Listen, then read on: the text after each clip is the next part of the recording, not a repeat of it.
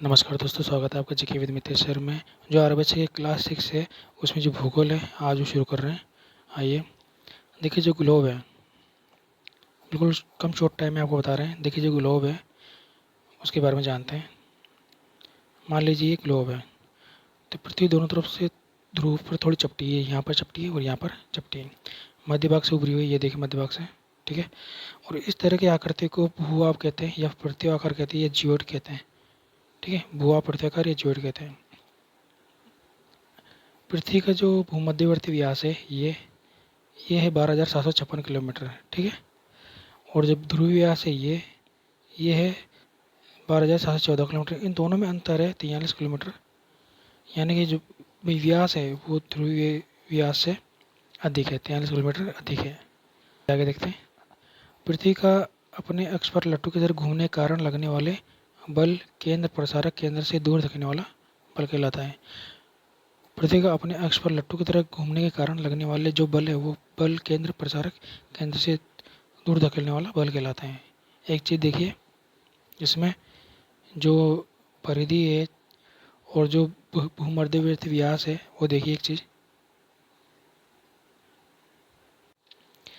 ये देखिए, मान लीजिए ये पृथ्वी है, तो इसका जो भूमध्य रेखीय व्यास है वो है, ये भूमध्य रेखीय व्यास है। व्यास मान लें तो 12,700 किलोमीटर, 12,756.6 किलोमीटर, ठीक है। और अगर इस व्यास की जो परिधि अगर यूँ माने अपन, तो ये है 40,075 किलोमीटर। अगर भूमध्य रेखा का जो व्यास माने,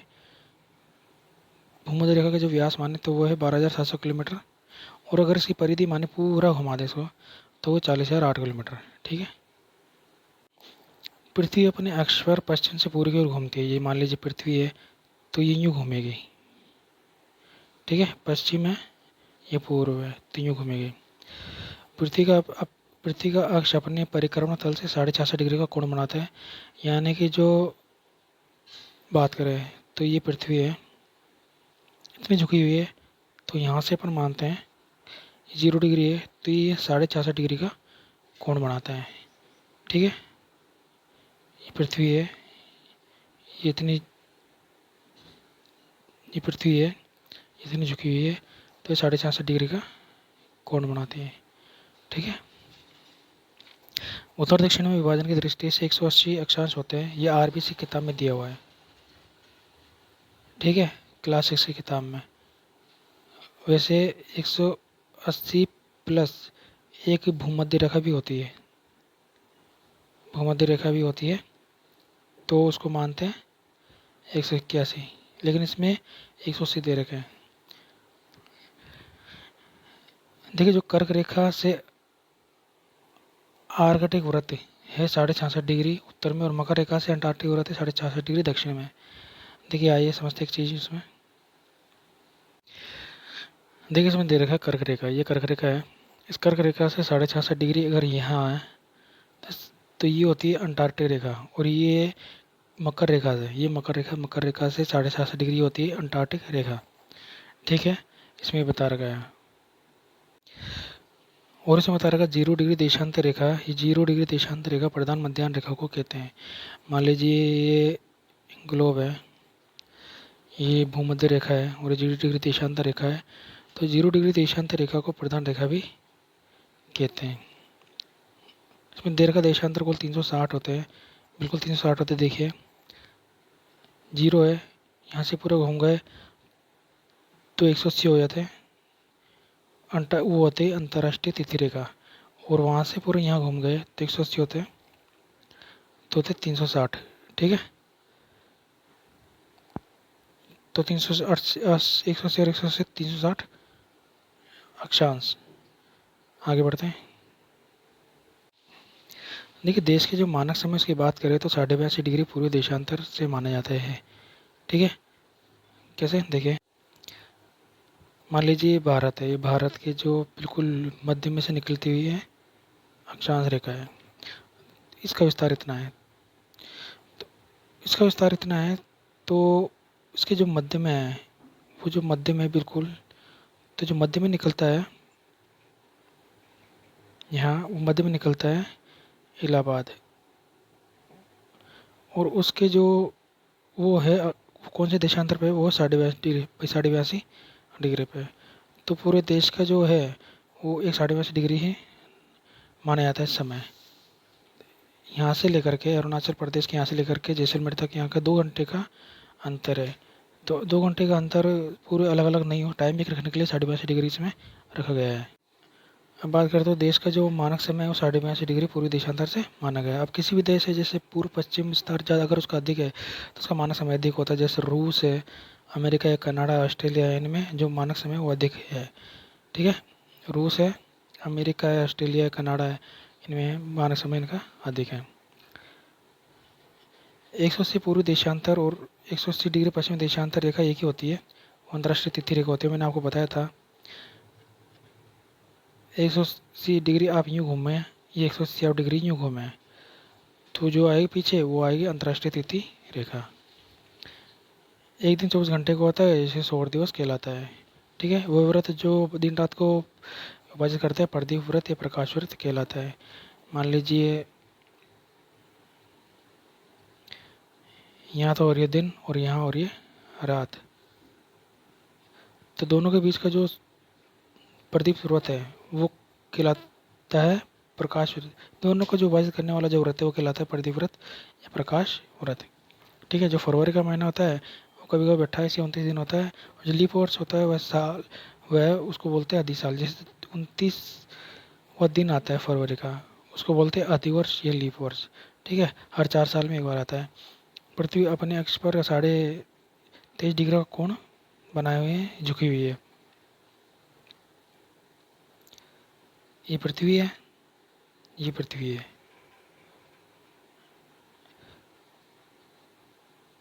ये 0 डिग्री है, तो ये 23.5 डिग्री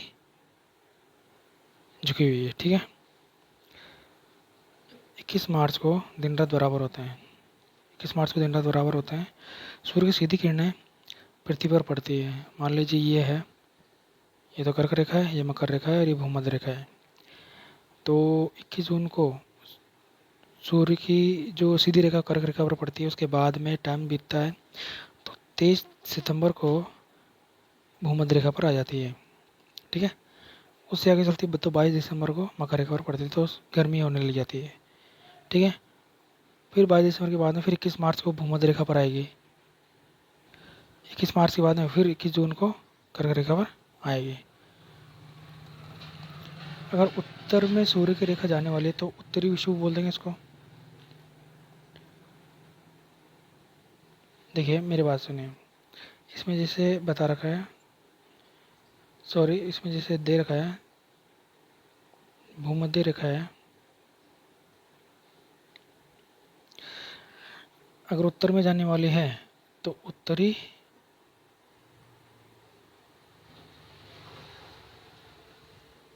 विषुव कहलाएगा। उत्तर में जाने वाले तो उत्तरी विषुव, और उत्तर में पहुंच गई सूर्य की किरणें तो उत्तरी अयनांत, उत्तरी अयनांत। वापस अगर इधर आ गई है सूर्य किरणें तो ये दक्षिण में जाने वाली है तो दक्षिणी विषुव कहलाएगी, और दक्षिण में पहुंच गई है तो दक्षिणी अयनांत। ऐसे चलता रहता है सिस्टम। देखिए इसमें एक चीज़ बता रखी है, ये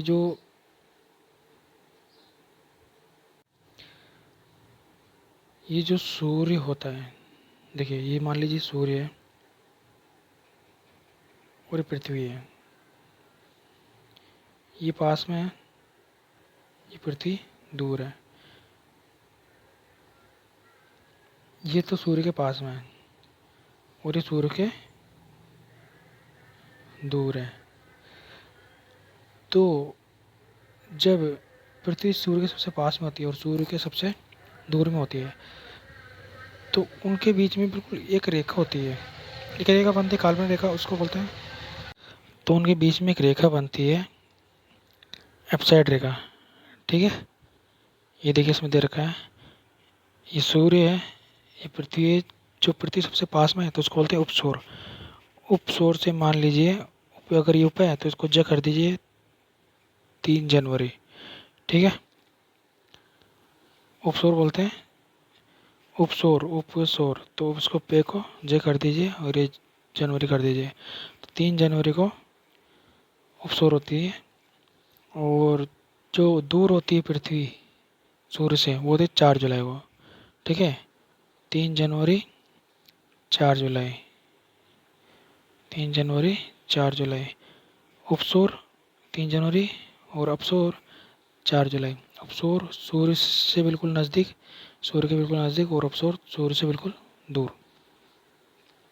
अब देखिए सूर्य की जो सीधी किरणें हैं वो कैसे कैसे पड़ती है, कहाँ कहाँ पड़ती है। सूर्य की सीधी किरणें पड़ती है, 21 मार्च है, 21 मार्च को ये सूर्य किरणें पड़ती है कर्क रेखा की, ये सूर्य किरणें पड़ती है कर्क रेखा पर। ये सूर्य है, 21 मार्च को इस पर रेखा पड़ेगी तो ये दिन रात बराबर होंगे। अब ये सूर्य कर्क रेखा की तरफ जाने वाला है, तो ये स्थिति कहलाएगी उत्तरी विषुव या बसंत विषुव। कर्क रेखा की तरफ जाने वाला है, यानी अभी है 21 मार्च पर, तो ये कहलाएगी बसंत विषुव या उत्तरी विषुव। ठीक है, अब वो सूर्य जो है वो कर्क रेखा की तरफ चला गया है। ठीक है, तो 21 जून की स्थिति बन रही है, तो इसमें जो दिन है बड़े, रातें छोटी होती है। ठीक है, परिणाम गर्मी होती है। किरणें कर्क रेखा पर आ गई है तो उत्तरी अनांत। अगर उत्तरी ध्रुव की तरफ यानी कर्क रेखा पर जाने वाले तो उत्तरी विषुव, और उत्तरी रेखा यानी कर्क रेखा पर आ गई है तो उत्तरी अनांत। ठीक है, और इसकी बात करें तो सूर्य की जो रेखा है वो कर्क रेखा से वापस भूमध्य रेखा की तरफ आ गई है, तो उसको बोलते हैं दक्षिणी विषुव, क्योंकि ये दक्षिण की तरफ जाने वाली है। ठीक है, और दक्षिण की तरफ अगर आ गई तो दक्षिणी अयनांत। देखिए जो 23 सितंबर है वापस दिन रात बराबर होते हैं, और किरणें वापस भूमध्य रेखा पर आ गई है तो दक्षिणी विषुव। और 22 दिसंबर को दक्षिणी रेखा यानी मकर रेखा पर आ गई है तो दक्षिणी अयनांत कहते हैं उसको। इसमें दिन तो छोटे और रातें बड़ी होती है, जिसके परिणाम सर्दी होता है उसका। ठीक है, अंतर्राष्ट्रीय तिथि रेखा इन देशों से गुजरती है। इसमें जो खास खास तारीख है अंतर्राष्ट्रीय रेखा किन देशों से गुजरती है, एक तो यूके, फ्रांस, स्पेन, अल्जीरिया, टोंगो और घाना और अंटार्कटिका। ठीक है, तो इसमें तो अभी जैसे जैसे करके इसमें शॉर्टकट में छोटा टाइम में मैं इतना ही समझाया। आगे मिलते हैं नेक्स्ट वीडियो में, तब तक के लिए धन्यवाद।